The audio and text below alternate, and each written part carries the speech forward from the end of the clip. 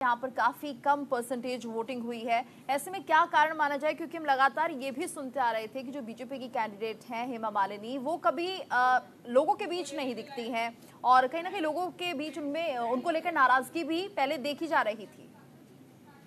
बिल्कुल जीतू, हेमा मालिनी को लेकर के भले ही लोगों के बीच में नाराजगी हो, लेकिन लोग जानते हैं कि उन्हें किन्हें चुनना है। प्रधानमंत्री नरेंद्र मोदी का चेहरा आगे है, वो इस बात को समझ रहे हैं। तो हेमा मालिनी के होने ना होने से बहुत ज्यादा फर्क इस सीट पर नहीं पड़ता है। लेकिन हाँ, इतिहास जरूर लिख दिया जाएगा। अगर हेमा मालिनी इस सीट पर जीतती हैं तो हैट्रिक लगाने वाली पहली कैंडिडेट बन जाएंगी।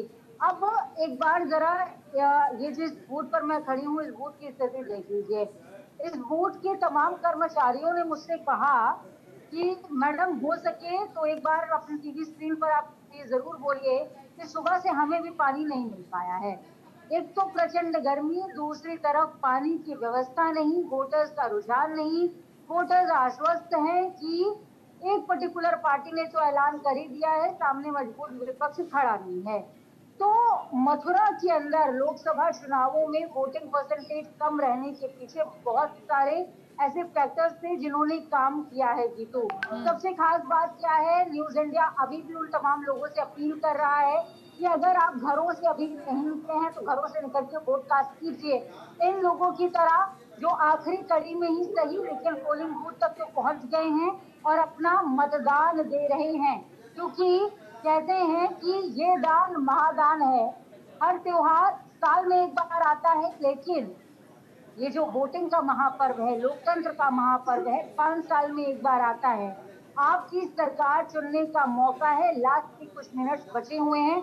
अगर आप अभी पोलिंग बूथ पर पहुंच जाते हैं तो भले ही शाम के 7 बज जाएं, आपका वोट करवाया जाएगा।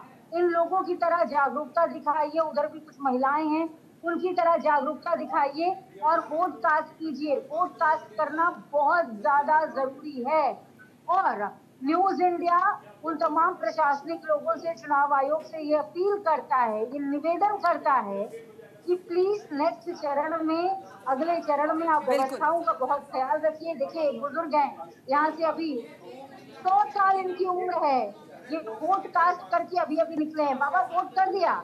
वोट कर दिया? उंगली दिखाइए, ऐसे दिखाइए।